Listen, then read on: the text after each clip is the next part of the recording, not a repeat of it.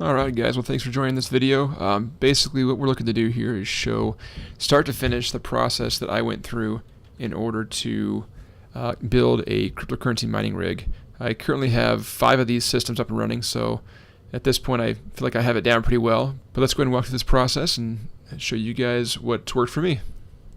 Alright, so the first step that we're going to take in building this mining rig is the frame. So going to do an open air frame. This is a kind of a DIY one because all the ones I saw online were either way too pricey or just didn't look that great, and so going to go ahead and do one of my own. Basically the frame itself will be this 3/4 inch angled aluminum. It's 1/16 inch thick, so pretty light stuff, but still pretty strong, so that'll work out well for the frame. And then various screws and washers and wood screws for some more of the support planks, which we'll show as we get the build done. I'll go ahead and put up an equipment list real quick so you can see all the pieces.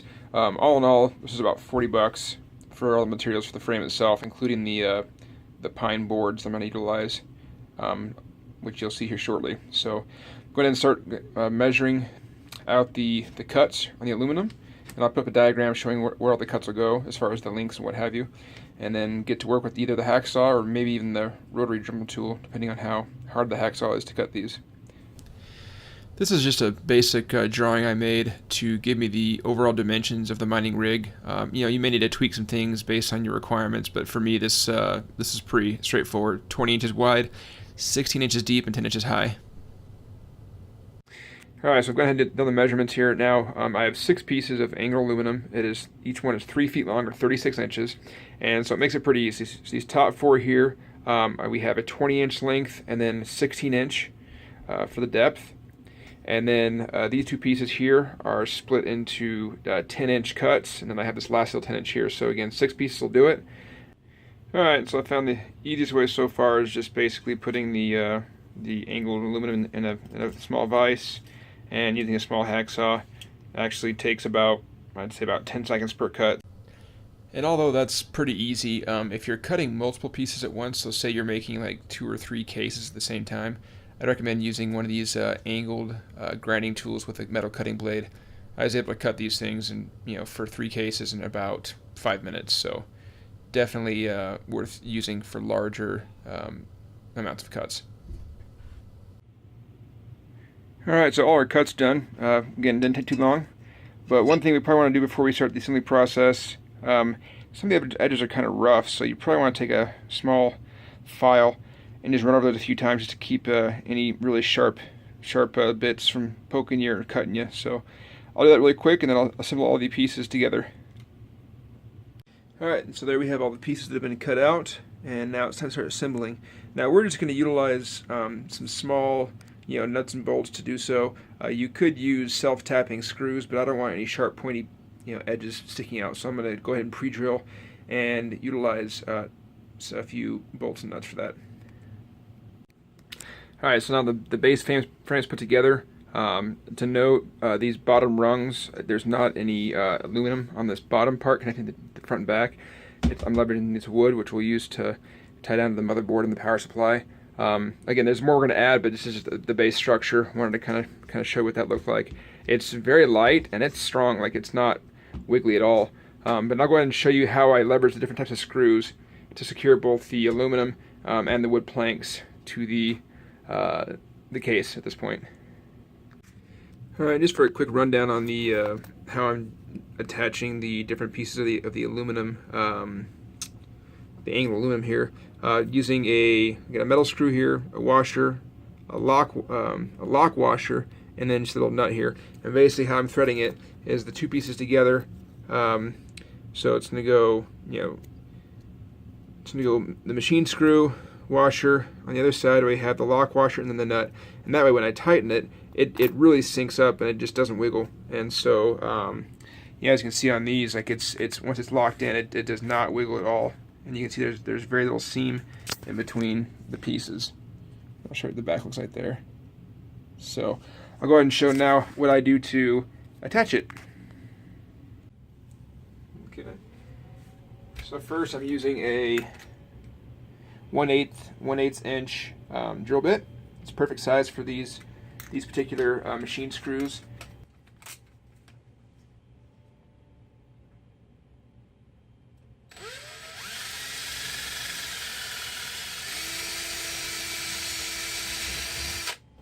Okay, so we've gone through both sides.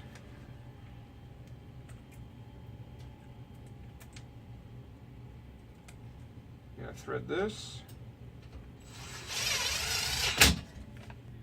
Okay, so once that's secured in, then I'm going to take the lock washer, thread it in the back, take my nut, thread over the machine screw, and then take a small ratchet and just really sink it down so there's no wiggle. And that's how you do it. It's super tight. Works great. Alright, so to attach the wood to these aluminum brackets, I'm using just some wood screws and then some finish washers, just so that when they butt up against the metal, I'll show you right here, it sits nice and flush and there's not like an edge or anything to catch. And just I think it looks a little bit better. So basically it's the same method that we showed for attaching the other screws. I'm going to pre-drill a hole here. I will drill a little bit into the wood just as a starter, and then we'll drive in the wood screw with the finish washer to sink it up. We are using the same 1/8 inch drill bit in this location as well.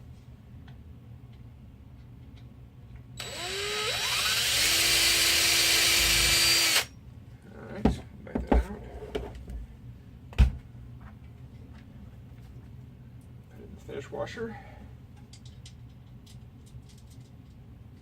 And we drill it in. And I did list it in the measurements, but this piece of wood is exactly 7 inches from the front of the frame here. But I'll make sure to include that in my diagram that I share.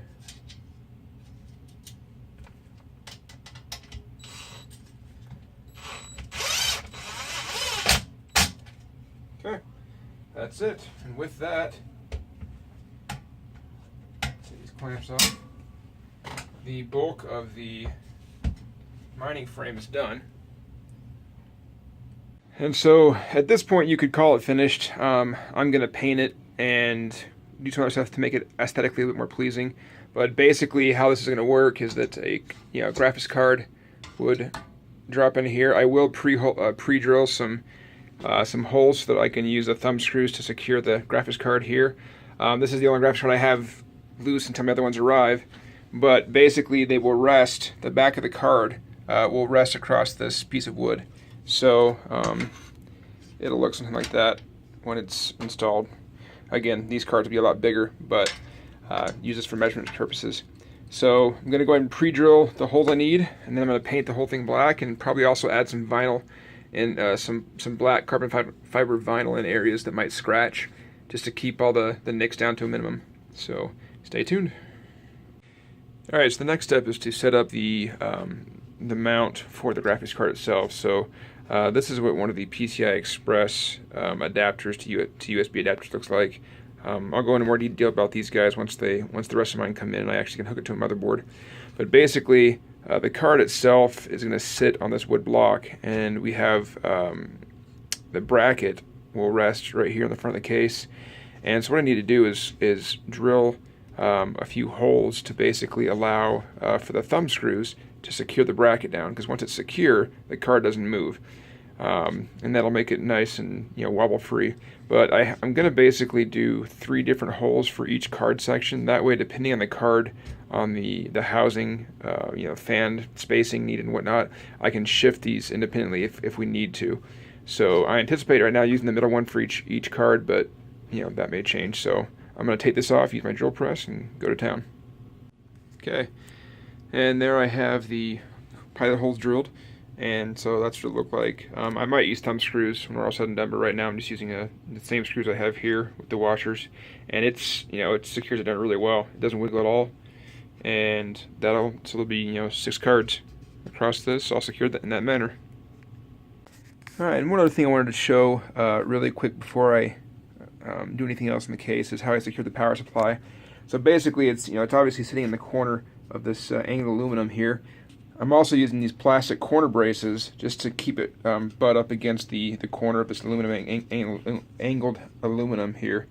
You can see I did the same thing over here along the front. And so the nice thing is like with these in, there's like no wiggle. I mean, the thing is pretty rock solid. It's very, very little movement. I mean, I have to really like pick it up and move it to get it to shift. So for a stationary rig, it'll be just fine. Obviously, it's not going to do well if I tip it at all, but that's not the idea. It's just to secure it against any vibration. So with that, the case is at a point where structurally it's complete, but now I'm going to do some aesthetic changes to it.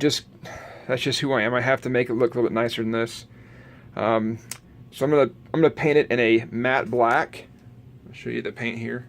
Yeah, and this is a matte finish paint, so no gloss. I don't want any shiny or glossy parts anywhere on the case. I'm also probably gonna do a carbon fiber vinyl along the top here, just because there's gonna be metal on metal, and it'll probably scratch that paint off. So doing a little vinyl on the top will keep it from scratching. We'll see how it turns out. Again, a lot of people don't care about these mining rigs looking nice because they're not really made for that, but just the modern, the system builder in me has to make it look a little bit better than this. This is just too bare bones. So let's get some painting done.